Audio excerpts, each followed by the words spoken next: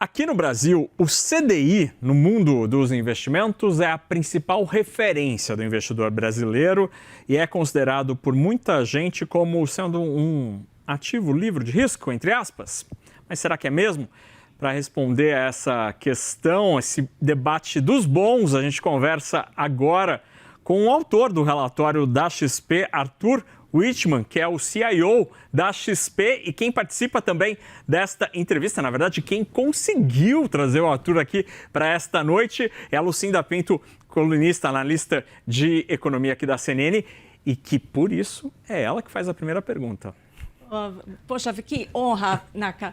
Então, boa noite, Arthur. Muito obrigada por ter aceitado o nosso convite. Bom, a gente leu o teu relatório e você traz um pouco essa questão de que o investidor muitas vezes desconhece os riscos que estão ali por trás de investimentos atrelados ao CDI, embora seja essa uma grande tradição do brasileiro. Eu queria que você explicasse um pouco isso. Quer dizer, a gente já viu o CDI dar susto em muita gente, não é isso, Arthur? Perfeito, Lucinda. Muito obrigado pelo convite. Um prazer enorme estar aqui com vocês. É exatamente isso. Se você pegar, a gente não precisa ir muito longe no tempo. Se você pegar 2020, né, quando a gente, por uma decisão de política monetária acertada, teve que colocar o CDI a 2 e a inflação foi a 10 naquele ano, é difícil você chamar aquilo de livre de risco, né? Você teve uma perda real muito importante. Além disso, eu acho que as pessoas confundem um pouco a estabilidade de curto prazo com saber o quanto você vai ter de dinheiro no longo prazo, que é o que realmente importa. Então, o fundo desse relatório, que não é uma ideia nossa, isso é uma ideia do Prêmio Nobel de Economia, Robert Merton, o cerne desse relatório, a parte central, é trazer a ideia de que risco não é o que você vê oscilando todo dia. Risco é você chegar no final do seu objetivo, no final da sua vida, e não ter dinheiro para cumprir seus objetivos, para pagar seu aluguel, para pagar seu plano de saúde. Então, a gente inverte um pouco a lógica e isso se torna muito pessoal. O risco se torna uma variável que é inerente a cada um de nós e é diferente para cada um de nós.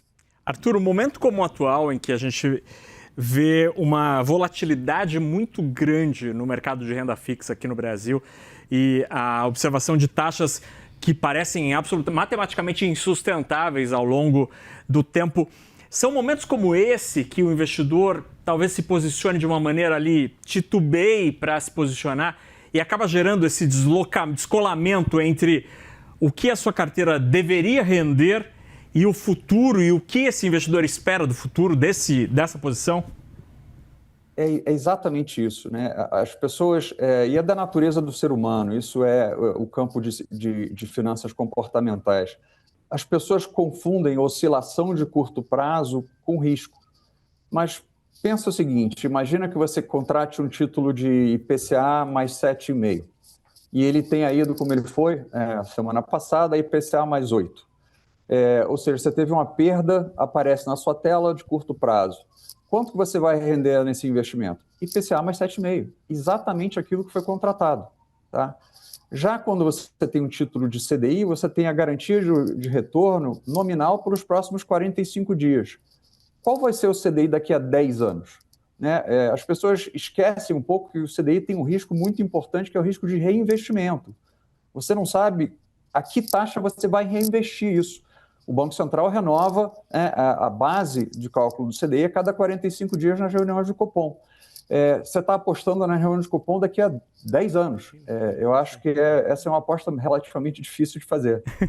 Agora, Arthur, se tentou muito no Brasil desenvolver outros produtos que escapassem um pouco do CDI, né? Inclusive produtos atrelados à Selic, porque tem uma discussão, inclusive, sobre a necessidade da gente ter esse indicador, o quanto ele, de fato, está atrelado, ele reflete de forma plena, né, o movimento da taxa de juros. Seja como for, a gente tem ali títulos indexados ao IPCA, e mesmo no mundo das debêntures, do crédito privado, a gente vê ainda que o apetite se concentre em CDI. Como é que a gente rompe esse movimento? Quer dizer, isso é o próprio investidor, é o aplicador que vai ter que mudar a cabeça ou é a indústria que vai ter que começar a dar mais vantagens para outros tipos de papéis? Olha, a gente espera que seja um pouco dos dois, tá? É realmente difícil você tirar o investidor do CDI quando ele está a 14,5. Eu entendo, assim, e que fique bem claro, a gente não está dizendo que o CDI não é atraente às taxas atuais. A gente está somente dizendo que ele não é a solução de todos os seus problemas financeiros, especialmente seus problemas financeiros futuros. Tá? Ele pode ser a solução dos seus problemas financeiros presentes. Para quem tem que comprar uma casa daqui a 12 meses, poxa, um investimento em CDI pode ser, entendeu, a solução do seu problema. Para quem quer manter o seu poder de compra por 10, 20 anos, multigeneracionalmente, tá 100% em CDI é extremamente arriscado. Arthur, então, diante dessa... essa discussão é absolutamente interessantíssima, assim. É absolutamente interessantíssima. Dá para dizer que, diante desse risco, que muita gente trabalha de maneira... É um risco oculto que as pessoas não lidam, não ponderam ao manter uma posição pós-fixada. Talvez a gente brasileiros devessem olhar com mais carinho para o pré, especialmente pensando que a gente tem um juro real de 8 agora? Olha, o pré também tem um certo problema, que você não sabe qual é a inflação futura, né? Então, aí você tem que escolher qual o risco você está correndo. Os títulos de IPCA, numa economia que tem um histórico inflacionário, como a economia brasileira, infelizmente, possui, né, eles têm essa vantagem. Pensa o seguinte, pensa que o seu objetivo é comprar uma casa daqui a 10 anos ou o seu objetivo é pagar a sua aposentadoria daqui a 20 anos. O que você quer? Você quer estar protegido contra a inflação e ter um retorno real significativo acima dessa inflação, né? As suas despesas elas vão crescer e tem uma discussão enorme de que o IPCA não é o índice de inflação de cada um de nós, e isso é verdade, mas ele é o mais próximo que a gente tem. Certamente o CDI não é. O CDI ele é uma decisão de política monetária para fazer a inflação convergir para a meta. O título pré é a expectativa das taxas de juros futuras. O IPCA é aquilo que vai refletir de forma mais perfeita ou menos imperfeita o que vai variar a tua cesta de custos, sua cesta de despesas. E você está trazendo uma questão muito interessante num momento em que a gente está vendo o cenário de inflação de longo prazo se agravar bastante, tanto no Brasil como no mundo, né, Arthur? Então, parece que, de fato, tem um trabalho a ser feito com o investidor para olhar com mais atenção para essas preocupações, para esses riscos. Perfeito. Isso é uma discussão, não é só brasileira. A vantagem que o Brasil tem é que nós temos títulos ligados à inflação. Poucos mercados financeiros no mundo têm isso, né? Nos Estados Unidos você tem a TIPS, que é a própria tese do prêmio Nobel Robert Merton, dizendo o seguinte, olha, o título livre de risco nos Estados Unidos não é o título de 10 anos pré-fixado, é a TIPS, é o título ligado à inflação. Então, acho que essa é uma discussão, quando a inflação volta, né, a gente passou de 2008 a 2000, basicamente até a Covid, com inflações baixas, a inflação deixando de ser um problema, principalmente fora do Brasil. Quando a inflação volta a ser um problema, isso volta a centro imediatamente, a preocupação que os investidores têm que ter com isso. Do ponto de vista do emissor, você acha que nesse momento deve crescer a oferta de papéis atrelados ao IPCA por parte de bancos, de empresas? Assim, já que essa é a grande questão no momento, né? Olha, do ponto de vista do emissor, é outra questão. O emissor ele tem que ver o seu ativo e casar como ele vai financiar aqueles ativos. Essa é outra pergunta. Tá? É uma pergunta um pouquinho diferente, mas sim, ele deveria ter um casamento entre ativo e passivo.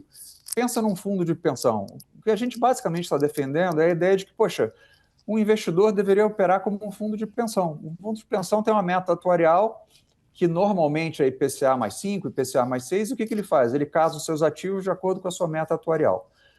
Uma empresa tem que financiar seus ativos, né? E ela tem um determinado perfil de ativos, e com esse determinado perfil de ativos, ela tem que ter um perfil de passivo.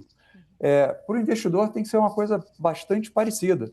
né? Você tem gastos presentes e futuros, e o seu portfólio ideal tem que refletir esses gastos presentes e futuros e acompanhar a variação dos seus gastos futuros, não a variação dos seus gastos, somente a variação dos seus gastos presentes. E Arthur, então, diante dessa discussão absolutamente interessantíssima, é correta a minha leitura de que nos próximos relatórios aí da XP, os clientes vão ter um incentivo ali, olhem com mais carinho aqui para os IPCA+, para o Renda Mais, porque talvez seja um momento bom em que a gente tem um retorno muito elevado desses papéis, ao mesmo tempo em que pode ser uma boa oportunidade para você recalibrar um pouco sua exposição e tirar um pouco o pé do CDI puro e simples ali? Sem dúvida. A gente quer começar essa conversa. De verdade, a XP é uma empresa que quer avançar o conhecimento do investidor médio no Brasil. É para isso que a gente existe. Então, a gente está levantando essa bola, dizendo, olha, gente, para vocês que acreditaram que o CDI fosse a solução para todos os problemas, né, de unha encravada até queda de cabelo, olha, não é verdade. Existem outras soluções possíveis que são mais eficientes e que te fazem atingir seu objetivo de uma forma mais precisa e menos arriscada. Sensacional. A gente conversou com o Arthur Wichmann, que é CIO da XP. Discussão interessantíssima. A você que é cliente XP da Rico, deve estar lá na plataforma certamente esse paper com essa pensata sobre onde devemos nos expor na renda fixa. O CDI não basta e você tem um risco grande com essa história. Arthur, obrigado pela conversa. Qual o seu palpite para o sábado, para o jogo da seleção? Poxa, vamos ganhar, claro. Mas sem uma posição assim, você não tem um número aí. Vai. 3-1. Tá de bom tamanho, hein? É melhor que PCA que paga 8. Arthur, obrigado pela conversa. Bom fim de semana e bom jogo para nós. Obrigado.